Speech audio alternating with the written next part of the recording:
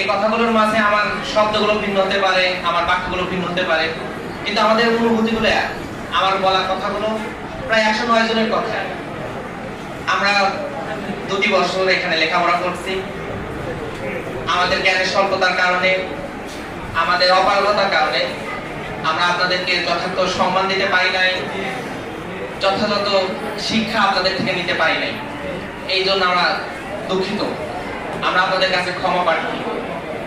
আজকে যদি এটা বিদায় না, একটা পর্যায়ের বিদায় অনুষ্ঠান, আমরা আশাবাদী আমাদের সমস্ত ভুলগুলোকে মাফ করে দিবেন।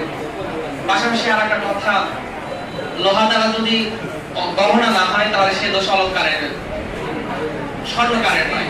আমরা লোহা ছিলাম, আপনারা ছিলেন স্বর্ণকার। আমাদের দ্বারা স্বর্ণের গহনা তৈরি আপনারা প্রচন্ড চেষ্টা করেছেন, কিন্তু আমরা গড়ে উঠতে পারি নাই। এই দোষটা আমাদের। আমরা আপনাদের কাছে দোয়া প্রার্থী। আগামীতে আমরা চেষ্টা করব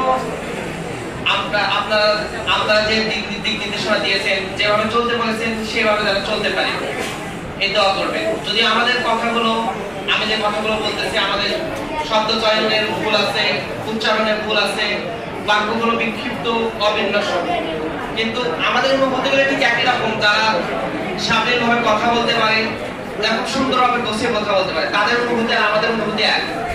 যারা খুব ভালোভাবে সম্মান প্রদর্শন করতে পারে সুন্দর শব্দের মাধ্যমে, সুন্দর অঙ্গভঙ্গির মাধ্যমে, তাদের অনুভূতি আর আমাদের অনুভূতি এক। হয়তো আমরা তাদের মতো সম্মান প্রদর্শন করতে, তাদের মতো কথা বলতে পারলাম না আপনাদের কাছে, এই জন্য আমরা ক্ষমা প্রার্থী।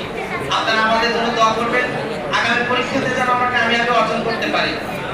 আপাতত আমরা আপনাদের সুনাম না করলেও দুর্নাম যেন না হয় আমাদের মাধ্যমে।